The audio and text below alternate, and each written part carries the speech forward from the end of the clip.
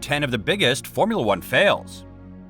The story of Formula One is one of seeking glory and winning. However, there are far more dashed hopes, unmet aspirations, and unfulfilled objectives than there are speed legends whose names are etched in history. Hello guys, welcome to our channel. Please like, follow, and subscribe to our channel for more video updates.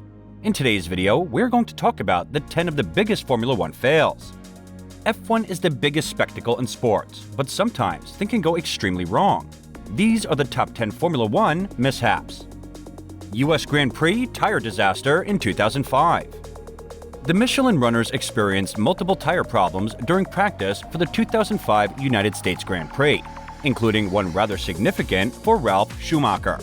Because they would only last 10 laps, the French company said that teams using its tires would need to slow down for turn 13, a fast-banked corner. Of course, today, they could have just stopped in the pits for a fast swap. But back then, the regulations required that a set of tires complete the entire race. The FIA rejected Michelin's request to install a chicane at turn 13 because it would have been unfair to the Bridgestone teams. With only 6 starters, 2 Ferraris, 2 Jordans, and 2 Mirandas remaining at the completion of the formation lap, all Michelin shot teams dispersed toward the pits, with Jarno Trulli at pole, Kimi Räikkönen in second, and Jenson Button in third. The Grand Prix was expected to be fantastic. Instead, it devolved into a farce. F1 never went back to the renowned Brickyard because of the jeers and boos from the fans. Up until its triumphant comeback in Austin 2012, it was a major embarrassment to F1 and hurt the sport's reputation in the United States. What occurred throughout the race then? Schumi took first place, Barrichello finished second, and a man by the name of Monteiro finished third in a Jordan. Oh, and the Mirandas were the last to arrive. Some things never change, eh? On-air bombshell from Kimi. The majority of the drivers made their way up to the start line for Schumacher's historic moment, which took place on the grid of the 2006 Brazilian Grand Prix, when former ITV host Martin Brundle questioned reticent Finn Kimi Räikkönen during his routine live grid walk about why he had forgotten to appear. Kimi said that he had gone for a shit. Even though it's funny, it's definitely not the nicest thing for the family to hear as they prepare for a Sunday roast. Pay driver dispute. Pay drivers are not known to Formula One, but some contend that if you pay your way into the seat, even the most brilliant drivers behind you won't be able to pass you. One well-known recent instance had Pastor Maldonado, who apparently brought with him much-needed funds thanks to the Venezuelan government, taking over for then-rookie Nico Hülkenberg at Williams for the 2011 season. Pastor won the Spanish Grand Prix in 2012 and had a strong prior record. He was the GP2 champion, but he did have a propensity for crashes. Actually, he was the subject of a whole webpage. Hülkenberg, meanwhile, has never achieved the kind of success that many believe his potential merits. Although skill should always be the center of attention, regrettably money talks. Just ask Mark Haynes, who defeated Jenson Button to win the British F3 Championship in 1999 and went on to win the Formula Vauxhall Championship in 1995. However, Haynes was never able to compete in the Formula One series. Now where is he? He mentors race car drivers and serves as Hamilton's advisor. 2008 Singapore Grand Prix Cashgate. Where should I begin with this one? In order to benefit teammate Fernando Alonso, managers of the Renault F1 team instructed Nelson Piquet Jr. to purposefully crash at the 2008 Singapore Grand Prix. Alonso had made an early pit stop, falling behind rivals, but a few circuits later, his teammate's collision at a recovery black spot brought out the safety car, giving Alonso the advantage and the victory. Nothing seemed out of the ordinary at the time, and nobody could have predicted such a thing. Piquet blew the whistle in exchange for immunity when he was fired from the squad in the course of the 2009 campaign, which sparked an inquiry. Due to this, Briatore and Simmons were expelled from Formula One, the latter for 5 years and the former indefinitely. Given that it had fired Briatore and Simmons, Renault was able to escape with a suspended sentence. Alonso was exonerated of all charges. During the British Grand Prix, a demonstrator runs on the track.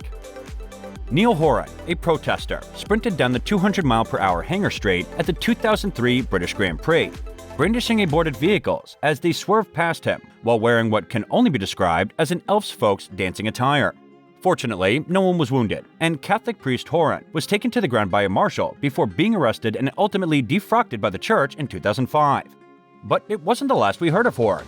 In 2004 Athens Olympics, he pulled a marathon runner from the lead, and in 2009, he somehow advanced to the second round of Britain's Got Talent thanks to his quick Irish jig. words fall short. 𝐓𝐡𝐚𝐧𝐤 𝐘𝐨𝐮 was struck by the safety vehicle. Being an F1 driver is perilous enough, and accidents and failures are commonplace. Additionally, you are aware that assistance is coming thanks to the safety teams and medical vehicles when you do break down. However, you don't anticipate being hit by the very car that has come to your aid. Yes, 𝐓𝐡𝐚𝐧𝐤's car caught fire in the 1995 Hungarian Grand Prix. He quickly parked it and leapt out.